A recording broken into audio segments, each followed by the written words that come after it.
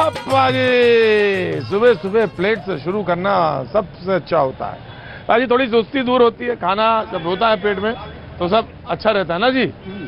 कहाँ से हैं आप? हम पटना। पटना से? अच्छा, सुबह सुबह यहाँ पर हम आरा में पोस्टेड हैं, रिलायंस जियो में। अच्छा, वाह क्या बात है। नाश्ता कर लिया आपने? यहीं का नहीं करते हैं नाश्ता, नीचे से नाश्ता ही करना पड़ता है, सब कुछ नाश्ता ही है पाजी। तो पाजी आज आपको हम जब यहाँ से चलेंगे तो हम आपको कई चीजें बताएंगे, उसमें चाय की दुकान का फर्क भी बताएंगे कि चाय की दुकान किस तरह की और कैसे चल रही है आजकल। तो यहाँ पर हम जब पहुँच गए हैं, यहाँ से बातचीत करते हुए चलेंगे। क्या नाम हो गया साहब आपका? मोहम्मद तनवीर आलम जी, तनवीर आलम साहब, तो बड़ी गजब की जगह है यहाँ पे, तो चाय भी अलग अलग तरह की है। हाँ सर, बहुत अलग अलग चाय मिलती है सर, थोड़ा हम जाएंगे आप वहाँ का चाय का चुस्की ले सर। अच्छा, वो चाय अलग है? हाँ सर, आप पी के और ये वाली चाय अलग है? नहीं, ये भी चाय है कि हमको थोड़ा अलग बात है। हैं? फेमस सर शहर का वो दीनदयाल उपाध्याय है हाँ सर, चाय प्रयोगशाला। हाँ सर, चाय प्रयोगशाला में चलेंगे पाजी। तमाम तरह की प्रयोगशाला आपने देखी है, चाय की प्रयोगशाला देखेंगे। ये सिर्फ बिहार में ही संभव है कि चाय की प्रयोगशाला आपको बताई जाए, दिखाई जाए और समझाई जाए, और समझने के बाद भी अगर आपके समझ में नहीं आ रही है बात तो मैं कुछ नहीं कर सकता। कहाँ ठीक है? कहाँ जा रहे हैं? क्या कर रहे हैं? क्या कह रहे हैं? जा रहे हैं, बहरे हैं, थोड़ा कम बहरे हैं। अरे अच्छा अच्छा, चाय पीने आए थे, अब जा रहे हैं। यहाँ चाय का मार्केट आप यूपी का है, सब कुछ अपना, सबका चाय ठीक है। सुना तो सब कुछ इन्होंने, अभी तो बोल रहे थे कि नहीं सुन रहे थे। सुना सब इन्होंने। तो ये वही सुनते हैं जो काम की चीज होती है। देखो समझ आई ना, बिहार है बाजी, थोड़ा सा फासले में ना मात खा जाएंगे। तो भैया जी भोजपुर है। हाँ जी, भोजपुर है, टाइट रहना दब, टाइट रहना है। एकदम टाइट रहना है। टाइट रहने का मतलब अच्छा ठीक यहाँ जो भी हो रहा है ना, हाँ। यहाँ सब भ्रष्टाचारी का सब राज हो गया है। अब गांधी राज नहीं है, जो दो थप्पड़ मार देंगे तो फिर जाके आएंगे हम गाल को कर देंगे। हम सवाल का जवाब हम देने वाले हैं, जो थप्पड़ मारेगा उसको थप्पड़ से जवाब दिया जाएगा। क्या नाम हो गया? थोड़ा संज्ञान लिया हाँ? वार्ड पार्षद ये हमारे वार्ड पार्षद, इनसे थोड़ा संज्ञान लीजिए। संज्ञान लीजिए। संज्ञान लीजिए मतलब इस क्षेत्र के विकास के बारे में पूछिए। अरे गजब हिंदी है, संज्ञान लिया जाए, सरकारी हिंदी है, संज्ञान लिया जाए। अभी फिलहाल हमारे आरा के लिए हमारे सांसद और हमारे विधायक दोनों अच्छे हैं। संज्ञान ले लिया जी, धन्यवाद। चाय यहाँ पे सुना दो तरह की है, एक मीठी और एक बिना फीकी, तो आप कौन पीना पसंद करें? प्रयाग चाय की प्रयोगशाला का मतलब क्या है यहाँ पे? चाय की प्रयोगशाला का मतलब हर तरह की चाय यहाँ पर उपलब्ध है। ग्रीन टी पीजिएगा, कॉफी पीजिएगा या ब्लैक टी पीजिएगा, जो भी हर तरह की चाय है। चाय की प्रयोगशाला देख लें जरा एक मिनट। हाँ, देख लीजिए। हाँ जी, तो चाय आप जो बनाते हैं, चाय जरा बनाइए पाजी। आज चाय की फर्क बताएंगे आपको। गजब भैया तुम्हारी बहुत अच्छी चाय है भाई। चाय ये दूध वाली चाय, जो चाय हम आप सब पीते हैं ज्यादातर हिंदुस्तान में, वो वही वाली चाय है। भैंस का दूध का चाय है? भैंस का दूध का चाय है। अच्छा, खाटी भैंस का दूध का चाय है। कौन सी भैंस? भैंस जो काली वाली भैंस होती है, भैंस काली वाली भैंस? हाँ, जो गाय भैंस होता है वही वाला है। काली जो भैंस होती, काली वाली भैंस, जी जी, काली भैंस जी, काली। पहले चलिए प्रयोगशाला में, चाय की प्रयोगशाला में चलिए। चाय की प्रयोगशाला में चलिए। आप चलेंगे हमारे साथ? हाँ चलिए, यही तो तो देख तो ऐसे रहे जैसे मतलब बहुत दूर है। नहीं, यहीं पर है सर। कैसे चौक देखें कि नहीं, यहीं पर है सर, यहीं पर है। तो आइए ना, हाँ, चलिए। मुड़ैचा बांधे फड़े। महाराज आरा जिला है ना, तो अरे आरा 4 बार बोल दिया, आरा जिला है, आरा जिला है, तो आरा जिला है तो क्या हुआ? वाह पाजी। तो चाय की प्रयोगशाला में आपका स्वागत है। टी बैग चाय, ग्रीन चाय, स्पाइसी चाय, सोशल चाय, ब्लैक चाय। तो भैया ये बताओ मुझे, सोशल चाय क्या हुई? सोशल चाय के पत्ती फर्क होता है। पत्ती फर्क होता है? पत्ती फर्क होता है। कुछ चाय में फर्क होता है, पत्ती में फर्क होता है, वही चाय होता है। अच्छा, तो तुम हमको पहले सोशल चाय यहाँ पिलाओ, थोड़ी सी हमको ब्लैक चाय, तो प्रज्ञा चाय पिलाओ। प्रज्ञा बहुत जरूरी है। और ये spray heat coffee, spray heat coffee है। वो कॉफी है? कॉफी है। अच्छा, वाह। आरओ मिनरल वाटर वाली चाय? आरओ वाला पानी है। पानी है, वो तो हमें मालूम है। उसकी चाय अलग है जी हाँ। और नाले वाले पानी की चाय अलग है। वो भी अलग हो जाती है। हाँ बाजी, कैसे हैं? सत श्री अकाल। क्या कहते हैं आप? हम तो बेरोजगार हैं। तो ऐसा चाय की दुकान क्यों नहीं खोलते? काम बेरोजगार बेरोजगार कहते हैं आके, वो खोलिए ना कोई। पढ़े लिखे आदमी चाय का दुकान खोलेंगे? नहीं आप सर्विस चाहिए। अच्छा, सर्विस चाहिए, वैकेंसी चाहिए। वैकेंसी चाहिए। वैकेंसी होगा तो लोगों का रोजगार मिलेगा। तो आप प्रयोगशाला में खड़े हैं बिहार की, एक तरफ बेरोजगार भैया खड़े हैं इधर और एक तरफ रोजगार भैया खड़े हैं जो प्रयोगशाला में चला रहे हैं। तो भैया 21 लीटर कम से कम 40 लीटर दूध की बेच देते हो चाय दिन भर में? खुश हो? खुश है, बहुत खुश है। वो तो चेहरे से ही दिख रहा है। और एक तरफ बेरोजगार भैया खड़े हैं जो कह रहे मेरे पास बेरोजगार, हमें तो पढ़े लिखे आदमी है, हम चाय बेचेंगे, हम पकौड़ा बेचेंगे। नहीं, पकौड़ा नहीं बेचेंगे। वैकेंसी निकलेगा, वैकेंसी जब निकलेगा तो भरूंगा फार्म और मुझे नौकरी प्राप्त होगी। नहीं, वो तो आपका कॉन्फिडेंस है, अगर वो मिले तो सबसे अच्छा है, और अगर नहीं मिले और या बहुत सारे जैसे लोग हैं तो ये क्या, हमें तो इनमें जो क्षमता दिखाई दे रही है वो किसी में नहीं। आप मुझसे सवाल पूछ सकते हैं कि आप चाय बेचेंगे? आप पूछे, पकड़िए। नहीं, हम अरे आप पकड़िए आज। अब आप सवाल पूछिए मुझसे। आप चाय बेच सकते हैं? मैं चाय नहीं बेचूंगा, इधर रखिए। क्या बेचेंगे? मैं चाट बेच सकता हूँ। चाट बेच सकते हैं? अरे भैया, अरे भैया बोलो। अरे भैया, मैं चाट इसलिए बेच सकता हूँ क्योंकि खाने का शौकीन हूँ और मेरा मन भी बहुत लगता है, तो मैं चाट बेच सकता हूँ। मुझे बेचने में कोई शंका नहीं है। और एक बात आपको और बताएं, हिंदी के एक बहुत बड़े कहानीकार हैं हुए, उन्होंने परचून की दुकान जब खोली तो बड़ा हल्ला मचा था। तो मेरे भाई, उन्होंने जवाब दिया कि अपनी जीविका के लिए तमाम सारे साधनों उपक्रमों को जोड़ते हुए अगर कुछ किया जाए तो बुराई नहीं है। तो आपके हिसाब से तो जो रिक्शा चलाता है वो तो बहुत खराब आदमी होगा? नहीं, खराब नहीं है वो अपने। और जो जूते काटता होगा वो बहुत खराब आदमी होगा? नहीं, खराब नहीं है। और जो पकौड़ा बेचता होगा वो बहुत खराब आदमी होगा? खराब नहीं है। देखिए, एक बात ध्यान रखिएगा, हाँ, एक बात और है सर। हाँ। लेकिन एक पढ़े लिखे आदमी है, जब पढ़ लिख जाएगा तो वो सोचता है ना कि हमारा वैसा ही व्यवसाय मिले, उसी लाइन में हम। क्या नाम है हो गया बाबूजी आपका? नाम मुन्ना जी है। मुन्ना जी, आप आइए मुझे बताएं, जब एक पढ़ा लिखा आदमी सिर्फ चाय बेचता है, मैंने एक चाय की दुकान वो दिखाई, बहुत बढ़िया चाय बनाई उसने, भैंस की, काले भैंस की, भैंस तो काले ही होती है। तो जो उसने चाय पिलाई वो बहुत अच्छी थी, 40 लीटर की दूध की बेचता है। लेकिन जब एक पढ़ा लिखा इंसान चाय बेचता है तो फर्क कैसे डालता है? वो ऐसे डालता है। भाई दिखाओ, टी बैग चाय, spray hit coffee, sugar free चाय, आरओ मिनरल वाटर चाय, घी, प्रज्ञा चाय, ग्रीन चाय, स्पाइसी चाय, ब्लैक चाय। सैल्यूट है मेरे भाई, सैल्यूट है तुम्हें, बहुत सैल्यूट है। वाह क्या बात है। इधर आओ, दिल जीत लिया तुमने, दिल जीत लिया तुमने, मेरी प्रज्ञा खोल दी। पाजी, यही फर्क है जो बहुत सारे लोग सवाल पूछते हैं। इधर आओ पाजी, सवाल लागते एक लाऊं तो गोविंद सिंह नाम, तुम जैसे लोगों के पास ही आके मेरे दिमाग खुलता है। पाजी, जब पढ़ा लिखा आदमी कोई चाय की दुकान भी करता है ना, पकौड़ा भी बनाता है ना, तो फर्क जानते हैं क्या डालता है? वो यही डालता है। ये फर्क है गुरु, समझने की कोशिश करो। चाय मैंने वहां प्रयोगशाला में भी पी, चाय मैंने तुम्हारी भी पी। फर्क मालूम है क्या है? मार्केटिंग का जमाना है, तो मार्केटिंग करो तुम भी अपनी, और समय के हिसाब से बदलो। भैया जी कह रहे हैं कि थोड़ा, जैसे अगर मान लीजिए वजन इतना है तो इतना करा जाए, कम किया जाए। मोदी के लिए तो वजन होना ही चाहिए।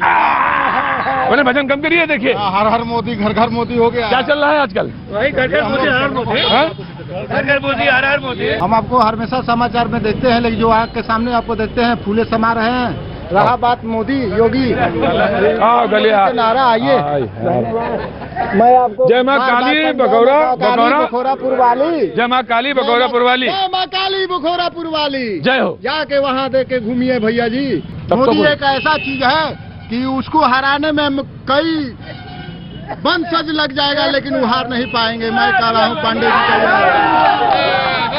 अगर हमको एक मौका मिलेगा तो मैं दिखा दूंगा कि मोदी क्या चीज है। फिर मिलेगा जय। मोदी में एक ऐसा आदमी है कि जो कि देश के लिए मर रहे हैं। नहीं आप वंशज क्या करेगा? देखिए आपको मौका जरूर मिलेगा। और जय माँ काली बकौरापुर वाला। माँ काली बकौरा। चंद्रिका जी पाजी बात करेंगे पाजी। पाजी कहाँ चले जाते हो लंबा पाजी, गली गली घूम रहे हो, भटक रहे हो पाजी। आज एक परिचय कराते हैं आपको, बहुत बड़ा परिचय है जी। परिचय कराता हूँ आपको जी, लालू प्रसाद जी के समधी, तेज प्रताप जी के ससुर। और पाजी एक परिचय और है, दरोगा राय जी के बेटे, मुख्यमंत्री दरोगा राय जी बिहार के। बड़ा वजनदार आपका परिचय है साहब। चंद्रिका जी वजनदार परिचय है, इसमें तो दो रहा ही नहीं। लेकिन इसमें सबसे ज्यादा वजनदार कौन चीज है? इसमें जितना बड़े परिचय में सबसे वजनदार कौन चीज है? वजनदार है कि चंद्रिका राय स्वयं 6 बार विधायक रहे, 4 बार मंत्री रहे और लोगों की सेवा करने का काम किया। और पिछले बार हम लोग परसा विधानसभा क्षेत्र से 42,000 वोटों से बचे थे। लेकिन चंद्रिका राय जी बच गया मामला सब, नहीं तो लगता था सामने दामादे खड़ा हो जाएगा। बच गया ना अब ये सब आप लोगों को अपना समझना है, मुझे क्या है। लेकिन बच गया ना सब मामला, लगता तो है। हाँ बच गया, लगता तो है। किसका घर है? यासीन साहब का। हाँ चंद्रिका जी मिलिए, कौन रोक सकता है? इस समय तो मिलना जरूरी है पाजी, फिर बाद में बात कर लेंगे। कौन सी बात जरूरी? कहाँ गए पाजी? 2 लाख वोट से जीत होगा चंद्रिका बाबू का है? अरे चंद्रिका बाबू जी कहाँ है? 2 लाख वोट से। वो तो बात सही है, लेकिन चंद्रिका जी कहाँ है? हैं? अरे आ रहे हैं भैया। कहाँ? पीछे देखिए ना, 2 लाख से जीत होगा। अरे चंद्रिका जी कहाँ? चंद्रिका जी आ रहे हैं, देखिए विधायक आ रहे हैं। हटिए चंद्रिका जी आ गए। तो चंद्रिका जी परिवार वाला मामला तो चलिए सुलझ गया, लेकिन ये दोनों भाइयों की लड़ाई ठीक नहीं थी, ये तो मुश्किल पड़ जाती। कोई लड़ाई नहीं है। आपने देखा होगा कि पहला स्टेटमेंट उन्होंने 1 अप्रैल को दिया था। हाँ आप समझ रहे हो कि 1 अप्रैल को क्या होता है। अरे गजब चंद्रिका जी, 6 बार के विधायक है भाई, सीधा दिया एकदम जवाब, गजब का जवाब दिया। अच्छा तो लोगों की कंजम्पशन गली जरा बचा के, थोड़ा सा सरिया बाहर निकला है। अरे रुको बाबू, अरे रुको हल्ला ना बचा। तो चंद्रिका जी तो सामने तो रूढ़ी जी हैं। अच्छा तो अब वो तो रिकॉर्ड वो भी बनाए हैं लालू जी के का 3 बार का जीते का चुनाव वो तोड़। नहीं, 3 बार का, 1 बार अभी जीते हैं राबड़ी देवी के, जब पिछले बार चुनाव में थे। बाकी दूसरे कैंडिडेट लोग थे। खैर उससे क्या मतलब है, कोई मतलब नहीं। लोग कहते हैं कद्दावर नेता है, मैं कहता हूँ कि उनका कद खाली बड़ा है, बाकी कोई कद्दावर नहीं है। ये बताइए ना, जो रूढ़ी जी को नरेंद्र मोदी मंत्रिमंडल से क्यों हटाए, ये बताइए, इसका जवाब आप दीजिए। ये तो वही जवाब है कि अरे रुकिए, अकेले उनको हटाया। ये तो वही बात हो गया कि लालू जी चंद्रिका राय जी को टिकट क्यों दिए। तो इसमें तो कोई बात नहीं है। अरे रुकिए चंद्रिका जी, बड़े बेहद पढ़े लिखे व्यक्ति माने जाते हैं चंद्रिका जी, और बड़े सुलझे हुए व्यक्तित्व के आदमी हैं। ये सब अलग की बात है जो कुछ होता है चुनाव में, लेकिन चंद्रिका जी मुद्दों पे क्या चुनाव होगा? मुद्दा कौन सा? मुद्दा तो सभी मुद्दों पर तो फेल है। जितना भी वायदा किया था उन लोगों ने, केंद्र में एनडीए की सरकार है, यहाँ भी राज्य सरकार भी एनडीए की है, और यहाँ के सांसद भी उसी के हैं, है कि नहीं? है। तो वहाँ पर केंद्र में आप देख रहे हैं किस तरह से फेल किया। नोटबंदी के कारण कितनी बेरोजगारी बढ़ी, कितना इकोनॉमिक व्यवस्था लचर होने का काम न तो उन्होंने आरबीआई के गवर्नर से पूछने का काम किया, न तो फाइनेंस मिनिस्टर से पूछने का काम किया।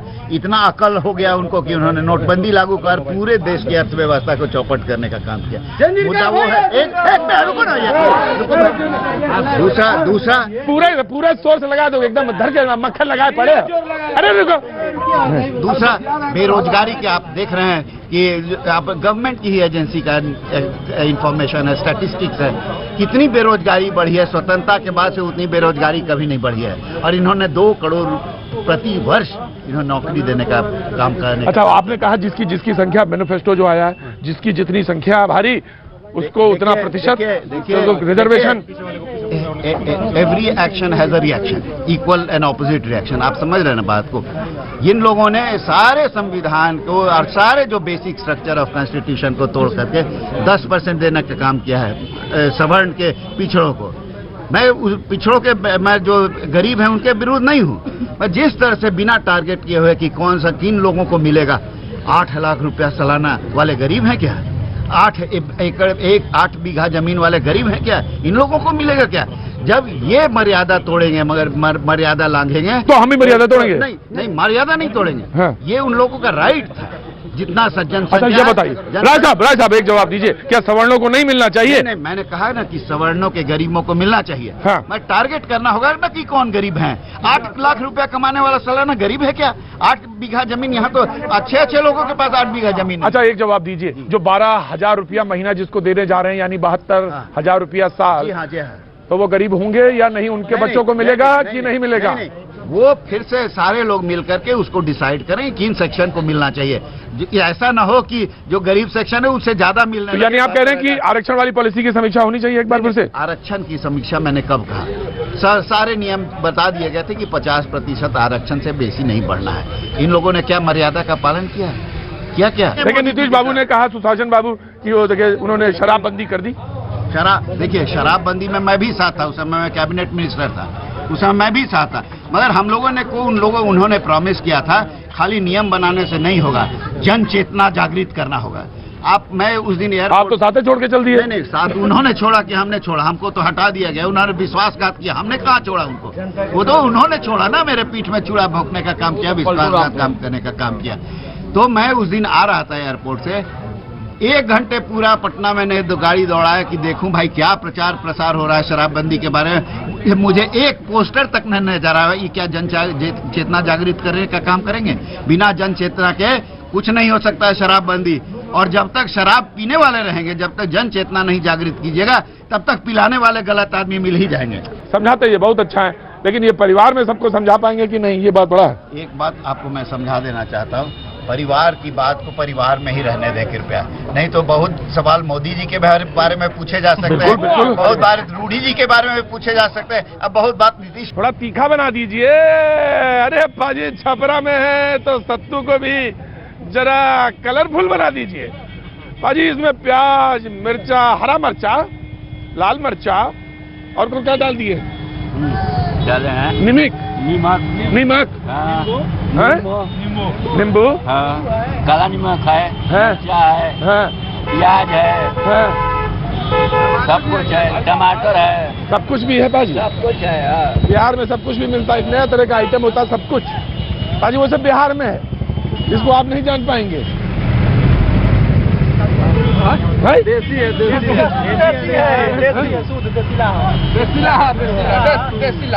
देसीला। तो देसीला बोले तो क्या बोले?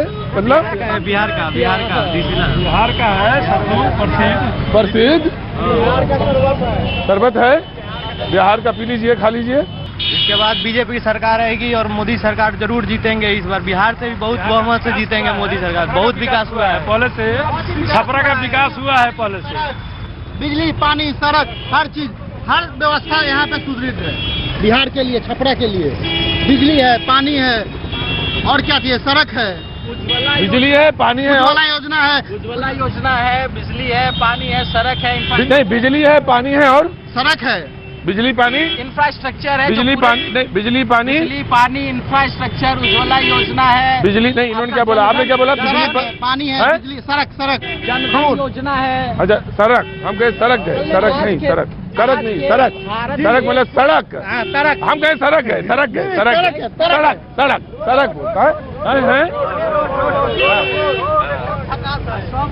रोड एकदम झकास है।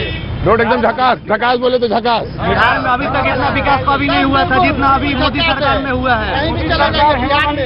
बना दिए। पहले लगता था कि ओमपुरी का गाल है, अभी तो बिल्कुल एकदम चिकना है। मोदी सरकार में देश विकास किया है, देश का नाम रोशन हुआ है। आज मान लीजिए रोड ठीक है, बिजली की स्थिति ठीक है, लेकिन आज देश की जो हालात है, निश्चित रूप से आम छात्रों के लिए, आम नौजवानों के लिए आज देश में उन्माद फैलाने का काम ये मोदी सरकार कर रही है। पहले देश में चोरी थी, भ्रष्टाचारी थी, आज उससे ज्यादा बढ़ गई है। आज देश में चोरी डकैती उससे ज्यादा बढ़ गई है। मोदी सरकार से झूठ फैलाने का काम कर रही है।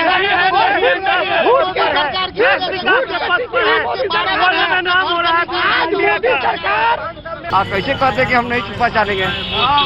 Most welcome in Chhapra. Thank you. Thank you. तो यहाँ क्या रहेगा बाबूजी? बहुत कड़ा टक्कर है सर, हैं? कड़ा टक्कर। खड़ा टक्कर है। हाँ,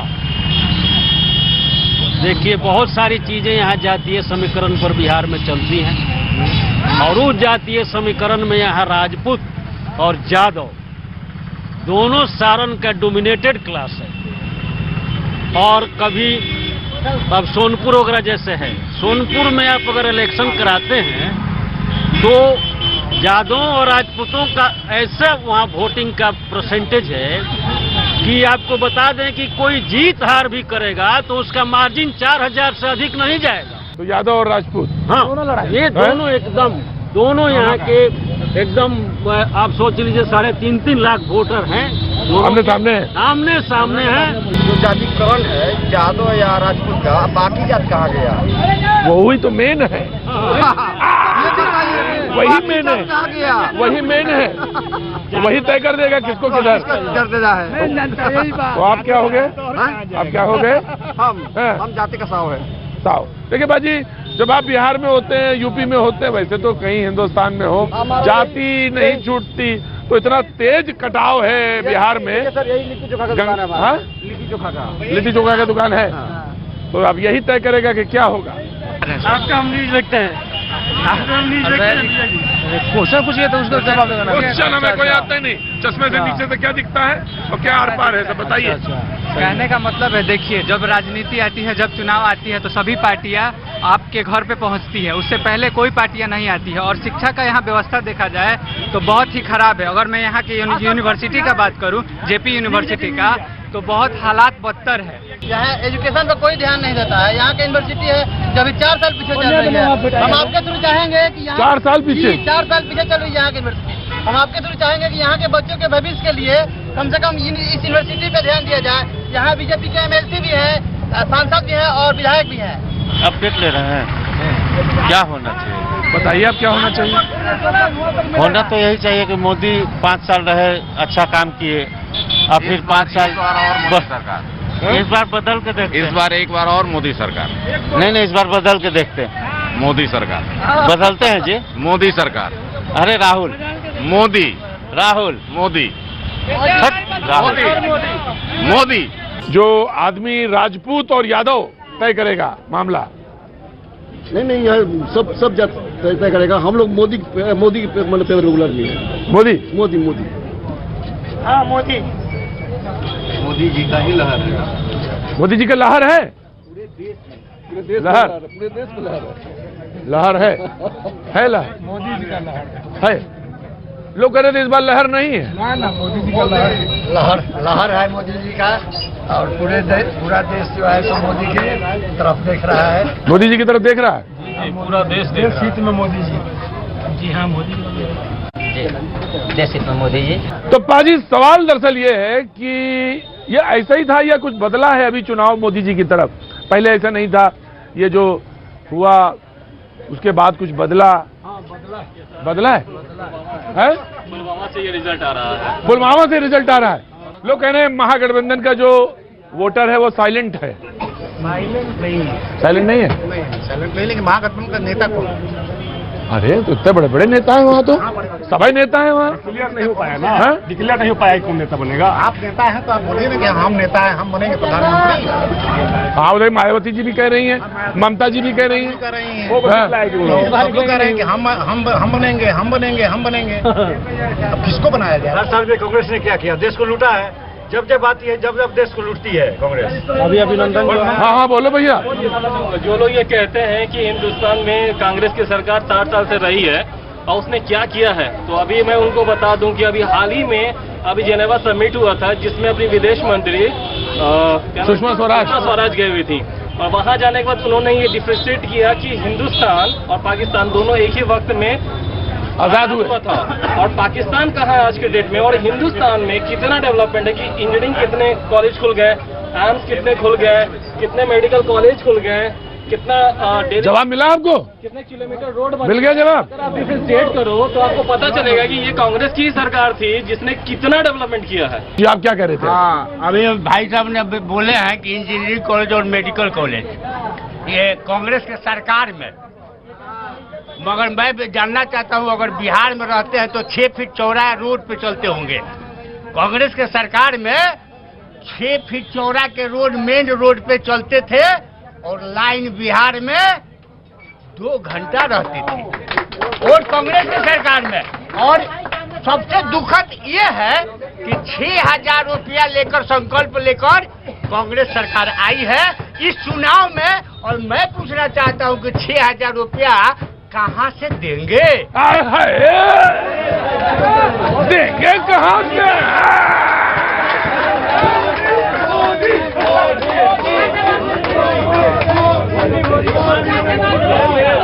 मेरे चचा ने बहुत अच्छा इस चीज को कहा। अब भाई सुनो चाचा, आप सुनो, अब भाई सुनो। 2014 का चुनाव लगभग 5 उनके मेन मुद्दे थे बीजेपी की तरफ से। नोटबंदी का था पहला, दूसरा 15 लाख का था। इनके अमित शाह एक इंटरव्यू में साफ कहते हैं कि वो 15 लाख रुपए के बारे में जब पूछा गया तो कहते हैं कि वो तो एक चुनावी जुमला था। अब आप एक चीज बताओ मेरे को कि आप किस तरह करते हो कि आप गवर्नमेंट रन कर रहे हो, जिस मेन मुद्दे पर बात कर रहे हो वो मेन मुद्दा अब अपनी जगह से हट गया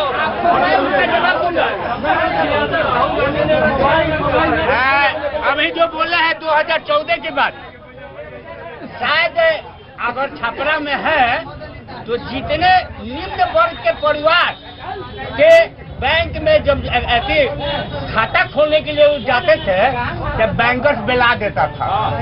मगर सारण में आप जाकर देख लीजिए कि गरीब लोगों का खाता खुल गया। इससे बड़ा जीरो बैलेंस पे आज तक ये नियम कांग्रेस में नहीं थी, याद रखिएगा। और जितने गैस कांग्रेस के राज में दूसरे के नाम पर दूसरे ने गैस सिलेंडर भरवाता था, मगर आज कितने गरीबों को फ्री में गैस सिलेंडर मिला है और वो सर्टिफिकेट देने की जरूरत है। बाबू साहब बोले काले धन की इतनी चर्चा हुई थी। हाँ। मोदी जी ने पूरा का पूरा अपना कैंपेन 2014 का केंद्रित किया हुआ था काले धन पे। ये काला धन गया कहाँ? इधर चला गया। अरबों रुपया काला धन इधर गया। अभी सर काला धन रिसेंट एमपी में निकला है, जो माननीय मुख्यमंत्री के ओएसडी, कांग्रेस के माननीय मुख्यमंत्री के ओएसडी के घर पे खुलेआम 9 करोड़ रुपया निकला। पढ़े लिखे लड़के जो है पढ़ करके बैठे हुए हैं और उनको रोजगार नहीं मिल रहा है। लेकिन मोदी जी से एक आशा रखते हैं हम लोग कि आगे कभी एक चीज को सोचे कि लड़के लोग पढ़ के बैठे हुए हैं, इंटरव्यू दे रहे हैं, रिटर्न दे रहे हैं, सब कुछ दे रहे हैं, लेकिन कुछ मिल नहीं रहा है। निराश होकर के बच्चे रह जाते हैं। लेकिन हम लोग मोदी को ही बोल रहे हैं कि पाकिस्तान और कश्मीर की समस्या निदान करने के लिए ही मोदी को लोग खोज रहे हैं, इसीलिए वो राम मंदिर का भी लड़ रहे। लेकिन कश्मीर और पाकिस्तान को जवाब देने के लिए पूरे भारत के लोग बौराए हुए हैं मोदी के लिए। अरे एक मिनट रुके, यहाँ ये आप कहते हैं, एक मिनट आप कह रहे हैं कि पाकिस्तान और कश्मीर ये 2 मुद्दे हैं। जी, कश्मीर में भी कुछ भारत के ऐसे लोग हैं जो जिनको अभी पाकिस्तान चल जाना चाहिए था, लेकिन मोदी जब इस बार आ जाएंगे तो उनको निश्चित पाकिस्तान। लीची के बाग में राजीव प्रताप सिंह रूडी के साथ पाजी, क्या बात है। गांव, खेत, खलियान, लोग, बाग सब। क्या नाम हो गया साहब आपका? जितेंद्र सिंह। आपका? मुकेश कुमार तिवारी। हाँ पाजी, जब धूप ज्यादा लगे ना तो बाग में हवा ठंडी ही लगती है पाजी, लेकिन एक बार जरूर निकलना चाहिए आपको भी पाजी, आना चाहिए, खेत खलियान बाग बगीचा देखना चाहिए। राजीव जी एक बात बताइए कि आपका संकल्प पत्र जारी हुआ, उसमें लिखा है कि जब मैं देख रहा था उसमें संकल्प पत्र में लिखा कि फाइनेंस मिनिस्टर ने बोला कि भाई वो टुकड़े टुकड़े जो गैंग है वो उनका है, ये मेरा जो है संकल्प के साथ हम उतरे हैं घोषणा पत्र। तो वो टुकड़े टुकड़े आप क्यों बराबर उनको कहते रहते हैं? देखिए, एक मैनिफेस्टो में एक कॉम्प्रिहेंसिव या सिलसिला के साथ 5 वर्ष का कार्यकाल, उसकी योजनाएं, अगले 5 वर्ष का कार्यकाल, एकजुटता वाली सरकार का, एक बहुमत वाली सरकार का और अगले आने वाले बहुमत वाली सरकार का एक सिलसिला है। और जिस एजेंडा पर महागठबंधन बन रहा है वो पूरे विरोधाभास में है।